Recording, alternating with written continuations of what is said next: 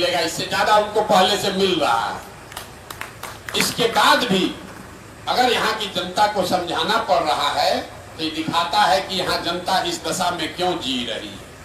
अब उनके चुनाव चिन्ह को लेकर वोटर कार्ड को लेकर बात चली है, तो जितनी व्यवस्था बनी हुई आज हमने कैमूर में समझाया है लोगों को, व्यवस्था जो बनी हुई है वो इनकम्बेंट के जो राजनीतिक दल अभी है, सत्ता में हो या विपक्ष में, वो इस तरीके से व्यवस्था बना हुआ है कि नया आदमी उसको चुनौती न दे पाए। जैसे आप दल नया बनाए, कानूनन आपको कोई चिन्ह चुनाव चिन्ह नहीं मिल सकता।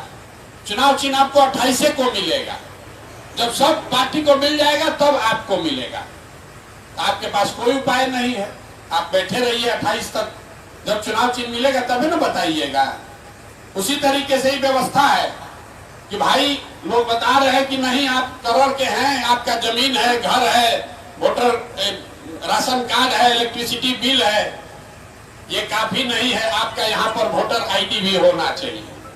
तो जो यहाँ नहीं रहता है, बाहर से आ रहा है, तो उसको दिक्कत है। जनरल साहब का वोटर आईडी जो है वो नोएडा का है और 2020 से पहले शायद झारखंड का था।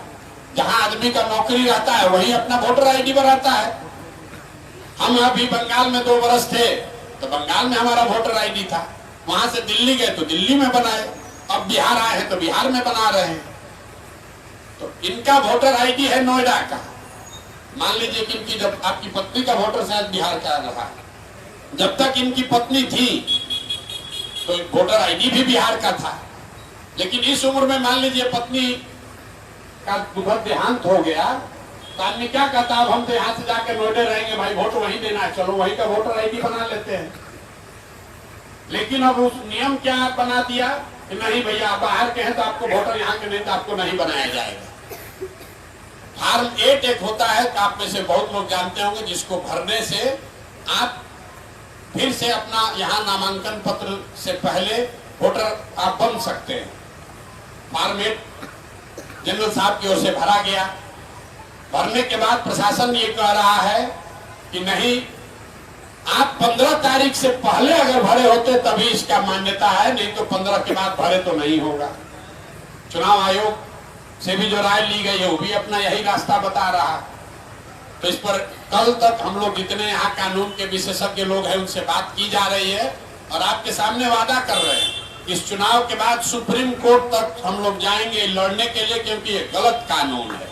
आप बिहार के आदमी हैं, अगर बिहार में आपका वोटर आईडी नहीं है, आप सेना के लिए सियाचिन में काम कर सकते हैं, लेकिन अपना करोड़ में तरारी में चुनाव नहीं लड़ सकते।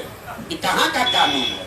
लेकिन ये ऐसा विषय है कि अगर कोर्ट में हम लोग मूव कर रहे हैं तो भी 10-15 दिन लग जाएगा। लोग समझ रहा है कि ये हो जाएगा तो जनसुराज चुनाव नहीं लड़ेगा, तो उसको ये नहीं पता है कि जनसुराज पीछे हटने वाला नहीं है। चाहे कुछ भी हो जाए, हम लोग एक